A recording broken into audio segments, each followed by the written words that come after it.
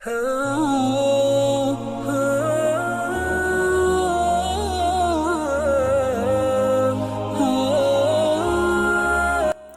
باللہ من الشیطان الرجیم، بسم اللہ الرحمن الرحیم۔ السلام علیکم ورحمۃ اللہ وبرکاتہ۔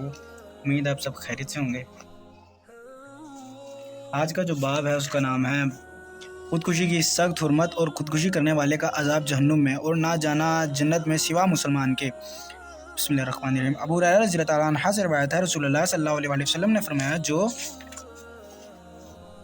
جو شخص اپنے تائی سے آپ لوہے کے ہتھیار سے مار لے تو وہ ہتھیار اس کے ہاتھ میں ہوگا، پھونکتا رہے گا، اس کو اپنے پیٹ میں جہنم کی آگ میں ہمیشہ رہے گا اس میں۔ اور جو شخص زہر پی کر اپنی جان لے تو وہ چوسا کرے گا اسی زہر کو جہنم کی آگ میں ہمیشہ اس میں رہے گا۔ اور جو شخص پہاڑ سے گرا کر اپنے تائیں مار ڈالے تو وہ ہمیشہ گرا کرے گا جہنم کی آگ میں، سدا اس کا یہی حال رہے گا کہ اونچے مقام سے نیچے گرا کرے گا۔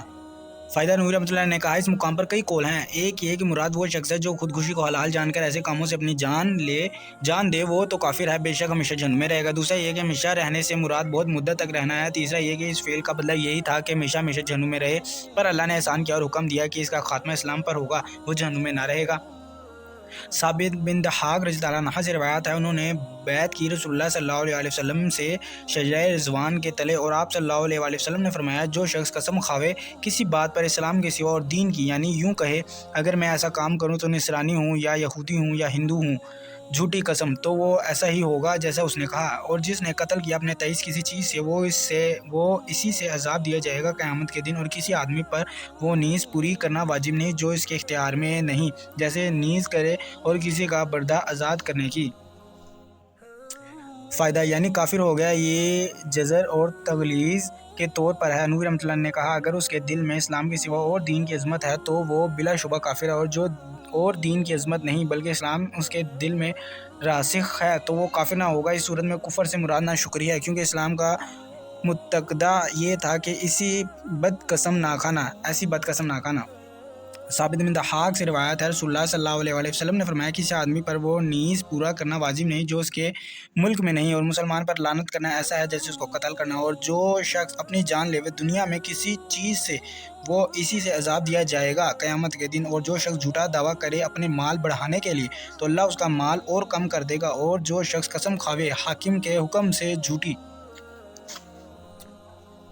فائدہ، نوری رحمۃ اللہ علیہ نے کہا، اس سے معلوم ہوتا ہے کہ مسلمانوں پر لعنت کرنا درست نہیں۔ اسی طرح اس مسلمان پر جو فاسق ہو، اسی طرح کسی معین کافر پر، خواہ وہ زندہ ہو یا مردہ، مگر اس کافر پر جس کا کفر پر مرناس سے ثابت ہو، لعنت کرنا درست ہے، جیسے ابو لہب اور ابو جہل وغیرہ۔ اور لعنت کرنا کافروں کے گروہ پر درست ہے، جیسے لعنت اللہ کی کافروں پر یا یہودیوں پر یا نصاری پر۔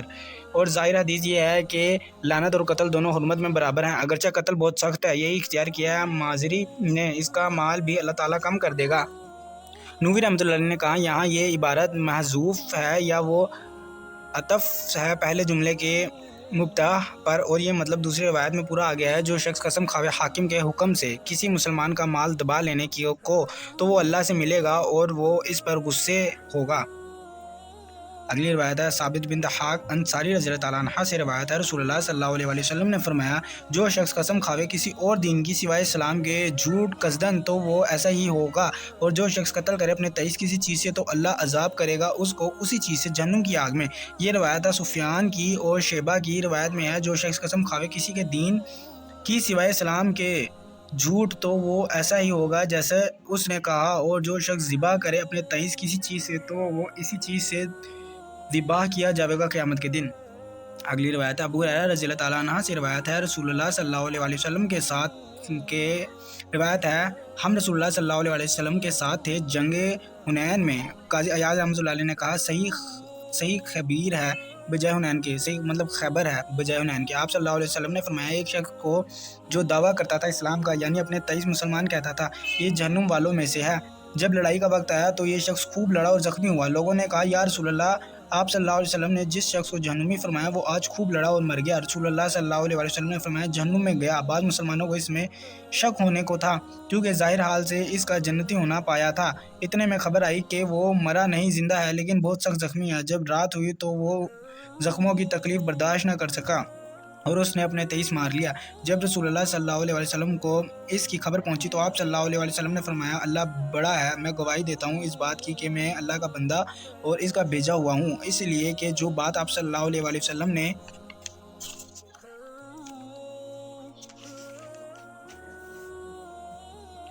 بتلائی تھی وہ سچ نکلی۔ پھر آپ صلی اللہ علیہ وسلم نے حکم کیا بلال رضی اللہ تعالیٰ عنہ کو، اس نے ماندی کر دی لوگوں میں کہ جنت میں نہ جاوے گا کوئی شخص مگر وہی جو مسلمان ہو، اور اللہ مدد کرے گا اس دین کی برے آدمی سے۔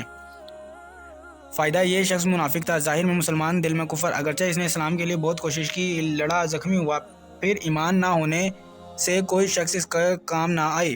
معلوم ہوا کہ بغیر ایمان کے انسان کتنی ہی نیک باتیں کرے، مسلمان کی مدد کرے، اسلام کو فائدہ پہنچاوے، پر وہ جنتی نہیں ہو سکتا۔